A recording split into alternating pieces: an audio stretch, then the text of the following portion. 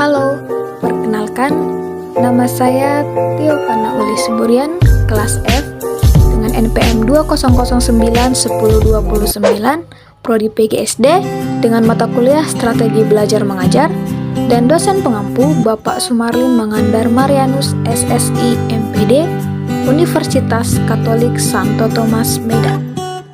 Baiklah, di sini kita akan belajar tentang memahami penggunaan media sumber belajar dalam proses belajar mengajar.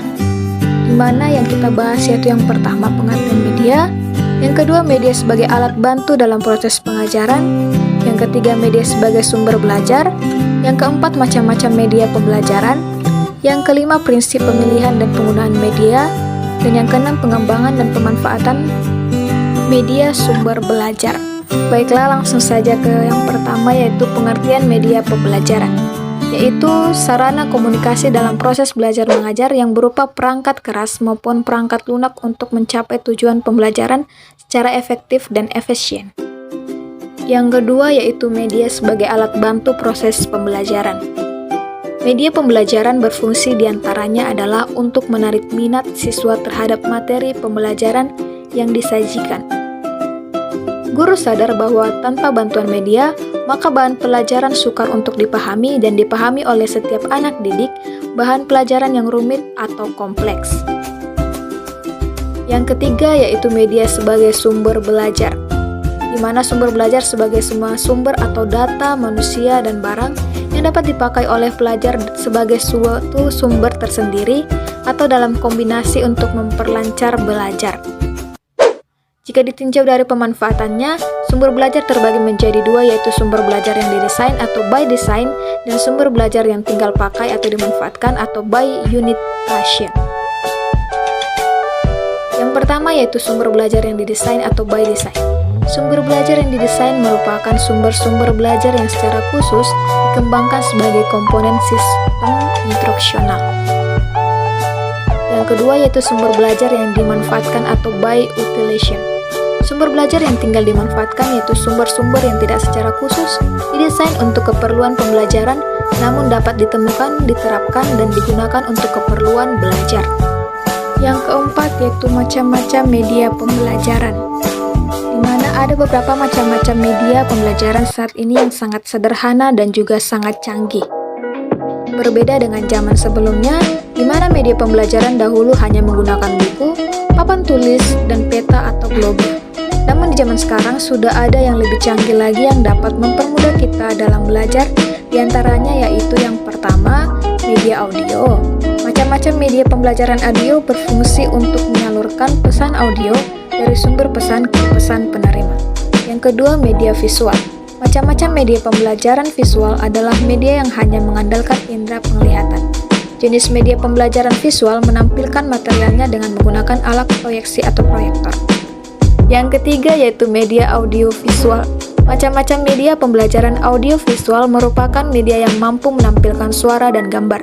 Ditinjau dari karakteristiknya, media audiovisual dibedakan menjadi dua, yaitu media audiovisual diam dan media audiovisual gerak. Yang keempat yaitu media serbaneka. Macam-macam media pembelajaran serbaneka adalah suatu media yang disesuaikan dengan potensi di suatu daerah, di sekitar sekolah atau di lokasi lain, atau di masyarakat yang dapat dimanfaatkan sebagai media pembelajaran. Yang kelima yaitu gambar fotografi. Gambar ini diperoleh dari beberapa sumber, misal dari surat kabar, lukisan, kartun, ilustrasi. Foto yang diperoleh dari berbagai sumber tersebut dapat digunakan oleh guru secara efektif dalam kegiatan belajar mengajar dengan tujuan tertentu. Yang keenam yaitu peta dan globe. Peta dan globe ini berfungsi untuk menyajikan data-data lokasi, seperti keadaannya permukaan atau bumi, daratan, sungai-sungai, gunung-gunung, dan tempat-tempat, serta arah dan jarak. Yang selanjutnya itu yang kelima, prinsip pemilihan dan penggunaan media. Sudirman 2010 mengemukakan bahwa prinsip pemilihan media pembelajaran terbagi dalam 3 kategori, yaitu yang pertama tujuan pemilihan memilih, yaitu yang media yang akan digunakan harus berdasarkan maksud dan tujuan pemilihan yang jelas.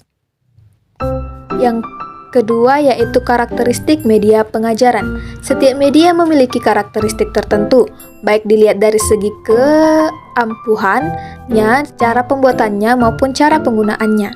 Yang ketiga yaitu alternatif pilihan memilih. Pada hakikatnya adalah proses membuat keputusan dari berbagai alternatif pilihan. Guru bisa menentukan pilihan media mana yang akan digunakan apabila terdapat beberapa media yang dapat diperbandingkan. Selanjutnya yang terakhir yaitu yang keenam, pengembangan dan pemanfaatan media sumber belajar. Selain itu, media pembelajaran yang baik harus memperhatikan prinsip-prinsip pengembangan media yang sesuai dengan teori-teori belajar.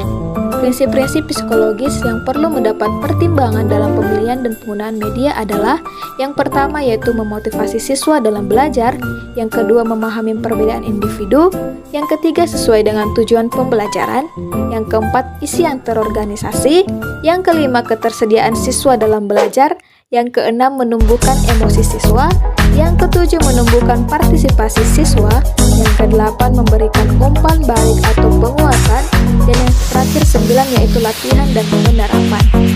Demikianlah pemaparan materi ini saya sampaikan. Atas perhatiannya saya ucapkan terima kasih, dan jangan lupa like, share, komen, dan subscribe. Unika Smart, Unika Jaya. Terima kasih.